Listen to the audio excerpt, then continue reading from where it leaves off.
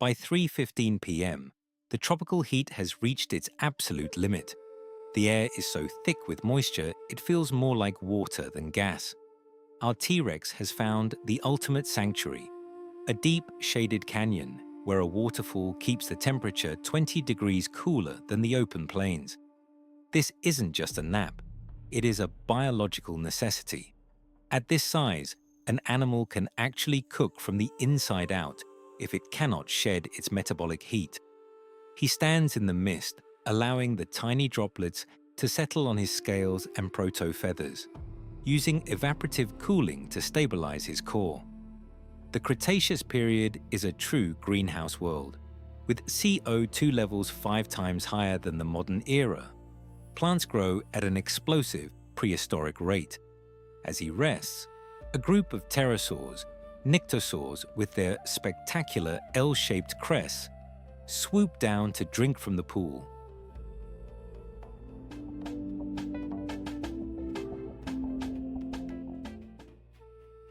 They are safe here. In this heat, even the king has declared a temporary ceasefire. Energy is too precious to waste on a snack that can fly away.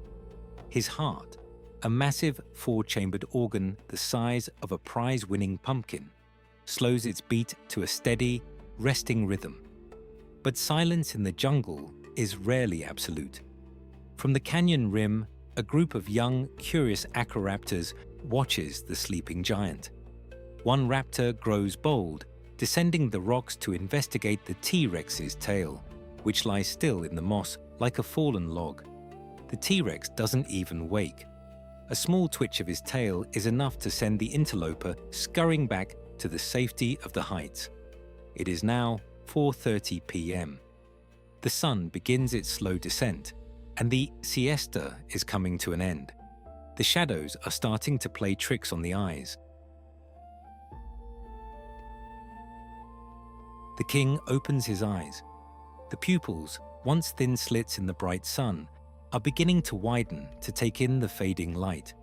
He rises, shaking the water from his back in a violent spray that creates a momentary rainbow in the canyon light. The siesta is over. The cooling period has worked. He is refreshed, energized, and ready for the most dangerous part of his day, the twilight hunt. As he moves back into the dense jungle, we see the true complexity of the Hell Creek ecosystem, a world of massive diversity where every creature has a role to play. This is the age of the first flowering plants.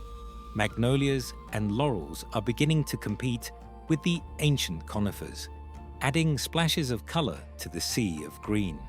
Above the canopy, the giants of the sky, the pteranodons, patrol the coastlines, their shadows occasionally flickering across the forest floor like passing clouds. Below the T-Rex's feet, the unsung heroes of the Cretaceous are at work, the mammals, tiny, shrew-like creatures that live in the shadows of the giants. These mammals are the survivors, developing the nocturnal habits and quick wits that will one day allow them to inherit the earth. Even the insects are scaled up. Dragonflies, with the wingspan of a hawk, dart through the air, hunting smaller bugs with terrifying efficiency. The T-Rex stops to drink from a sun-dappled stream, his massive head lowering with a grace that belies his 7-ton frame. His skin is a map of his life, a landscape of scales, scars, and even a few patches of proto-feathers on his back and tail for display. He isn't just a hunter, he is a vital part of the carbon cycle, his massive presence influencing the growth and movement of every species here. The afternoon air is beginning to cool, and with the drop in temperature comes a change in the jungle's acoustic signature. A nearby Triceratops herd senses the shift, their low-frequency calls vibrating through the earth to warn the younger members to stay close. Our T-Rex hears them. His hearing is tuned specifically to low frequencies, allowing him to track herds from miles away through the dense brush. He isn't ready to hunt just yet, but he begins to reposition himself, moving into a downwind corridor to stay hidden.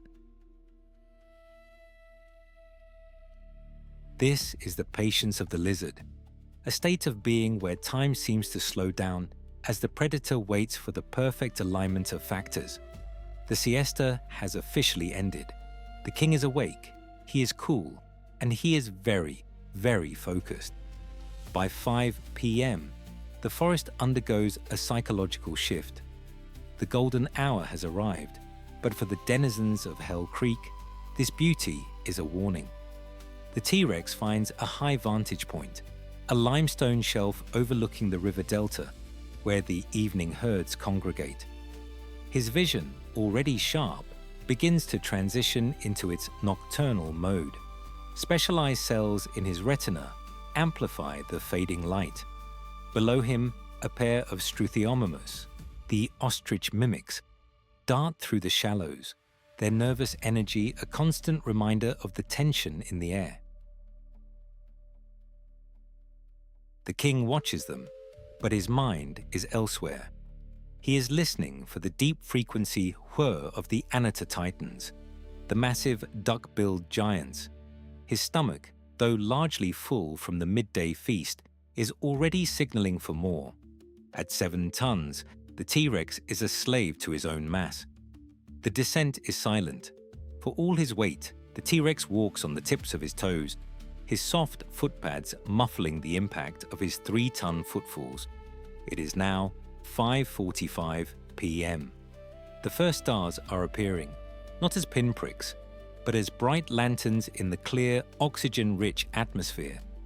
In the deepening gloom, the T-Rex is practically invisible. His dark, mottled scales blend into the tree trunks, turning him into a ghost. He reaches the edge of the marshes. Here, the mud is deep, and the smell of rotting vegetation is thick, the perfect cover for a hunter's musk. A small group of Triceratops is bedded down for the night nearby. They have formed a defensive circle, their horns facing outward like a wall of spears. The king knows better than to charge a phalanx of horns in the dark. He is looking for the outlier, the one who wandered too far in search of a late snack.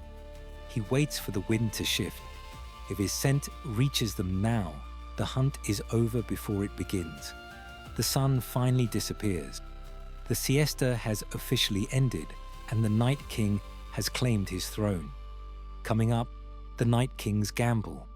We witness a rare nocturnal hunt that proves why the tyrant's rule never truly sleeps.